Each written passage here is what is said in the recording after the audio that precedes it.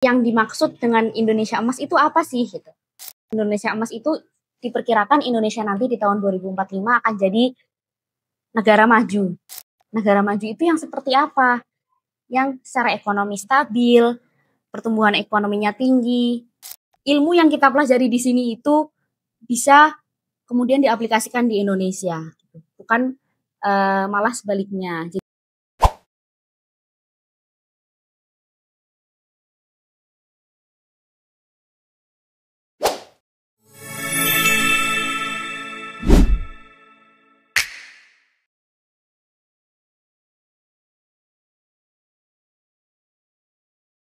Apakah bonus demografi akan menjadi jembatan menuju Indonesia Emas atau justru membawa kekhawatiran dan tantangan baru?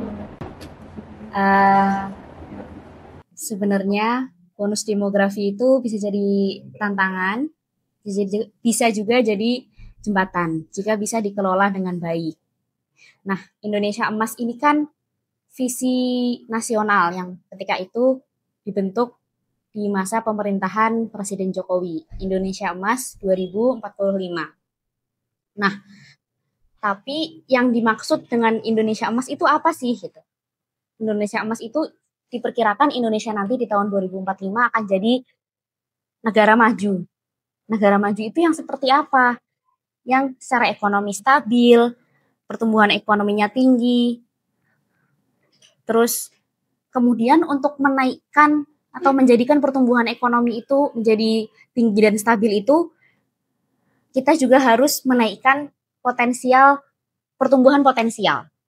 Nah, pertumbuhan potensial itu kita harus apa? Harus meningkatkan kualitas sumber daya manusia yang ada, khususnya di usia-usia produktif yang dianggap sebagai bonus demografi itu tadi. Sebelum lanjut, ada info yang mungkin bakal relevan buat banyak pendengar di sini. Kalau kamu salah satu wisudawan Al-Azhar, pastikan momen itu diabadikan dengan cara yang pantas. Athena Visual menghadirkan lebih dari sekadar foto, tapi karya visual yang bercerita. Dengan toga signature mereka, sudut-sudut ikonik Al-Azhar, dan tone elegan yang jadi ciri khas, tiap hasilnya bukan hanya indah, tapi juga penuh makna.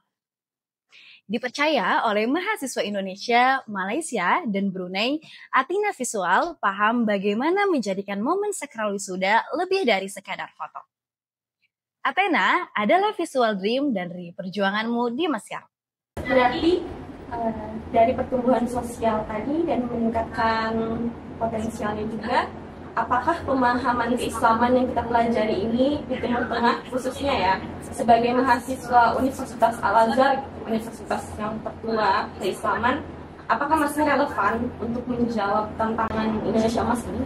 Nah, kita udah sepakat kalau untuk menaikkan pertumbuhan ekonomi yang sustainable atau berkesinambungan itu diperlukan SDM yang berkualitas. Kita bisa menaikkan pertumbuhan ekonomi itu dengan cara yang instan. Dalam tanda kutip menambah jumlah penduduk, otomatis aktivitas ekonominya akan semakin banyak. Tapi itu akan nggak stabil atau segera turun. Nah, untuk stabil kita sepakat untuk menaikkan kualitas SDM. Tapi apa yang terjadi di Indonesia sekarang? Anggaran untuk Kementerian Pendidikan itu sangat terbatas.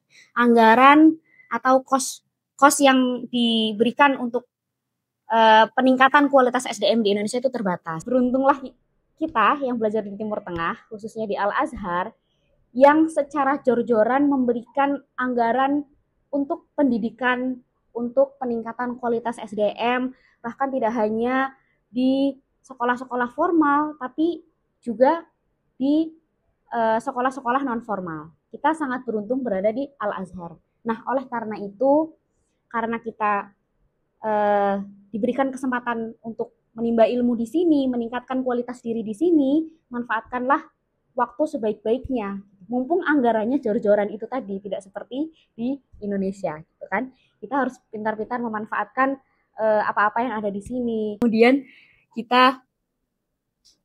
ilmu yang kita pelajari di sini itu bisa kemudian diaplikasikan di Indonesia, bukan malah sebaliknya. Jadi setidaknya ada dua hal yang perlu kita kuasai. Ilmu yang kita pelajari di sini. Kemudian apa skill untuk bisa melihat apa yang terjadi di Indonesia dan sekiranya apa yang bisa kita bawa, kita terapkan dari ilmu yang di sini untuk memperbaiki apa-apa yang sedang rusak di Indonesia. Jika pemahaman keislaman yang kita pelajari tadi itu dianggap relevan, udah dianggap beruntung, terus berarti langkah-langkah konkret apa nih yang bisa kita ambil untuk bisa berkontribusi untuk mewujudkan Indonesia Emas ini? Oke, sekalipun Indonesia Emas ini adalah visi pemerintahan, tapi kita juga sebagai warga negara punya tanggung jawab untuk menjadi warga negara yang baik. Dengan apa? Dengan meningkatkan kualitas diri itu. Jadi ketika nanti kita pulang ke Indonesia, kita tidak hanya jadi orang yang dalam tanda kutip mengoposisi pemerintah, gitu. Tapi juga ketika diberikan kesempatan untuk masuk di dunia pemerintahan, kita bisa jadi sosok yang baik, bisa mewujudkan Indonesia Emas itu. Ketika memang kita menjadi warga negara, kita bisa menjadi warga negara yang baik untuk mewujudkan Indonesia Emas itu juga. Sebagaimana masyayikh-masyayikh kita di Al-Azhar juga tidak anti terhadap pemerintahan, ketika diminta untuk ikut terjun langsung dalam konteks pemerintahan, siap dan kemudian membawa nilai-nilai keislaman yang dipelajari, tapi ketika menjadi warga negara juga bisa menjadi posisi yang baik.